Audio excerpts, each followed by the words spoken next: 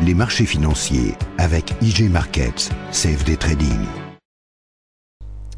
Bonjour, c'est Gilles du site boursicoté.com. Voici l'analyse technique du CAC 40 pour cette journée du mercredi 15 août 2012. Avec aujourd'hui une séance, je dirais un peu comme le précédente, les séances se suivent et se ressemblent. Donc après une ouverture en légère baisse à 3436,67, le CAC 40 a marqué un plus bas à 3424,34.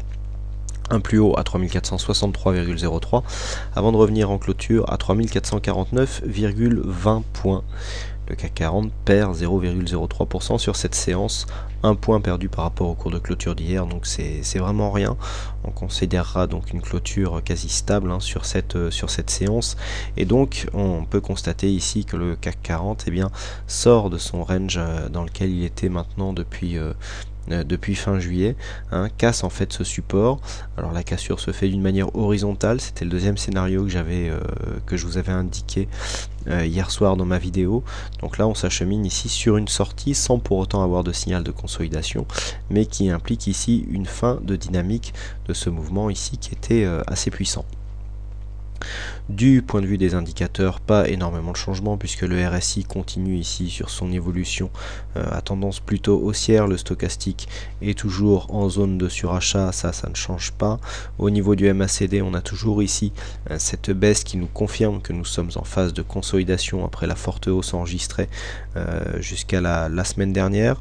Au niveau des volumes, c'est toujours dans la continuité, je dirais même qu'on continue à baisser, ce qui s'explique aujourd'hui par un jour férié, donc cette journée du 15 août, donc très peu d'échanges sur le CAC 40. On voit ici une nette baisse du point de vue des volumes, avec une volatilité toujours stable. Bon, pas grand chose à dire de plus sur cette séance par rapport à ce qui a été dit hier. Donc plus on va en avant comme ça, et plus on s'éloigne d'un possible continuité de dynamique ici, puisque nous sommes en train de casser. Alors on n'a pas cassé en clôture puisque la clôture se fait sur le support, mais on sent bien ici qu'on pourrait très bien avoir ici un test, et puis ensuite on réintègre et on retrouve une dynamique.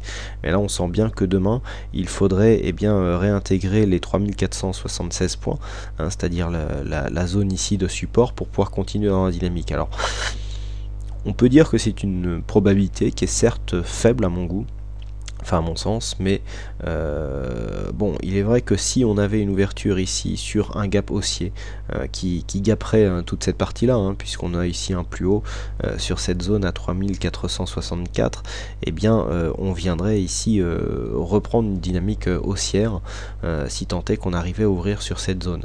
La plus grande probabilité maintenant, c'est que nous sommes dans une phase de consolidation.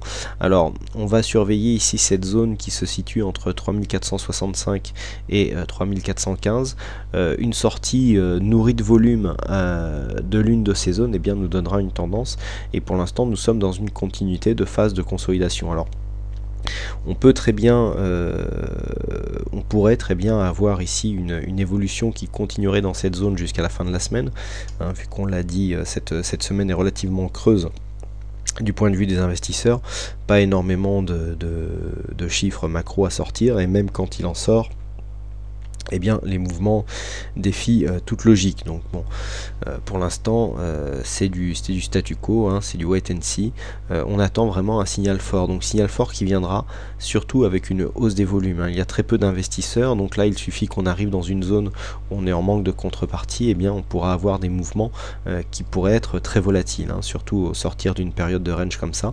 Donc sortie, donc une zone, alors on est plutôt à prédominance haussière, pour ceux qui me demandaient, puisque certains d'entre vous m'ont demandé que je précise bien la tendance à la fin de la vidéo. Donc plutôt prédominance haussière. On voit ici que suite à cette forte hausse, nous n'avons pas du tout consolidé, que donc il y a une pression qui s'exerce ici aux alentours des 3415 points, mais que à l'inverse, dès que l'on approche ici de zones de cotation au-dessus des 3460, on a toujours des retours pour faire baisser l'indice.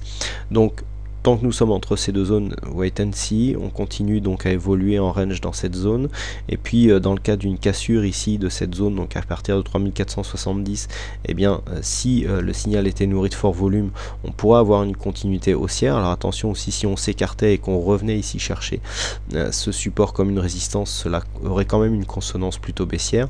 Et puis bien sûr ici une sortie, donc il y a une chute au-delà de cette zone des 3410-15 points, si elle est nourrie de volume aussi, eh bien pourrait nous donner un signal de consolidation. Je dis bien de consolidation et pas de retournement, puisqu'on pourrait très bien ici venir chercher les 3375, marquer une zone d'overlap ici sur cette zone qui était précédemment résistance, et repartir dans une tendance haussière, même si on n'aurait pas la même dynamique que ce que nous avions ici dans ce trend.